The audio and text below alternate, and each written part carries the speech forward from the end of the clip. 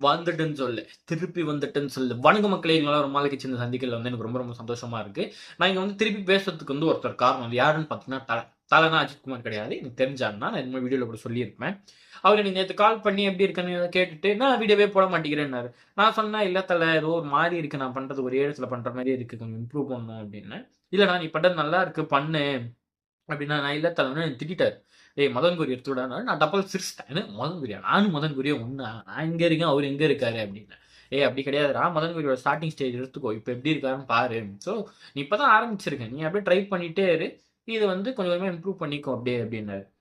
ஆமா கரெக்ட் தான் தல அப்டின்னு சொல்லிட்டு அவர் குடுத்த மோட்டிவேஷன்ல இந்த வீடியோ எடுக்கிறேன். அவர் வந்து ஓகே தல நான் எடுக்கிறேன் அப்டின்னு சொல்லிட்டு அப்டியே பேசிட்டே இருந்தோம். பேசிட்டே இருக்கும்போது அவர் இன்னொன்னு ஒண்ணு சொன்னாரு. வாழ்த்துக்கள்னு. வாழ்த்துக்களா? எதுக்கு? அப்டின்னு. ஆமா. அதோ வீடியோ பண்ண ஆரம்பிச்சுட்டேன். மறுபடியும் அப்படியே கொஞ்சம் கொஞ்சமா போட்டு ஃபேமஸ் ஆயிடுவேன். அப்புறம் காசு வரும். காசு வந்தோனே ஐஃபோன் வாங்கிடுவேன். கேட்க நல்லா இருக்கு தல. அப்படின்னு சொல்லிட்டு போய் நம்புடா நடக்கும் அப்படின்னாரு. ஆமா.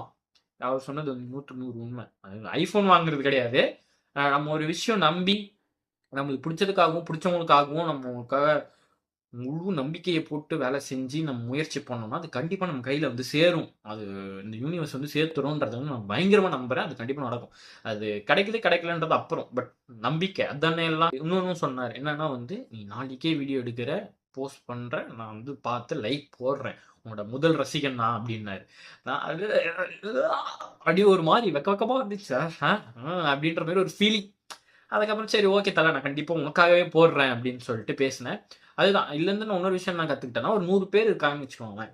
அதுல 100 பேர்ல 90 பேர் நம்ம நல்லா இல்ல, நீ பண்றது கேவலமா இருக்கு அப்படின்னு சொன்னாலும், இந்த பக்கம் ஒரு 10 பேர் இருக்காங்க இல்லையா? அவங்க வந்து நம்ம நல்லா இருக்கு அப்படின்னு சொன்னா, அவங்களுக்காக நம்ம வந்து உழைக்கணும். நான் பண்றது நல்லா இருக்கு, நல்லா இல்லன்னு எனக்கு தெரியாது.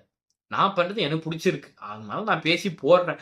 அது நல்லா இருக்குன்னு ஒரு 10 பேர் சொல்றாங்களா, அந்த 10 பேருக்காக நான் போடுறேன். இப்படிதான் என் தலைவன் சொல்லியிருக்கான். ஸோ வந்து கண்டிப்பா. ரொம்ப ரொம்ப நன்றி தல. உன்னால தான் இப்ப நான் வந்து பேசி மறுபடியும் ஆரம்பிச்சிருக்கேன். இதுக்கப்புறம் நான் போட ட்ரை பண்றேன். நன்றி, வணக்கம்.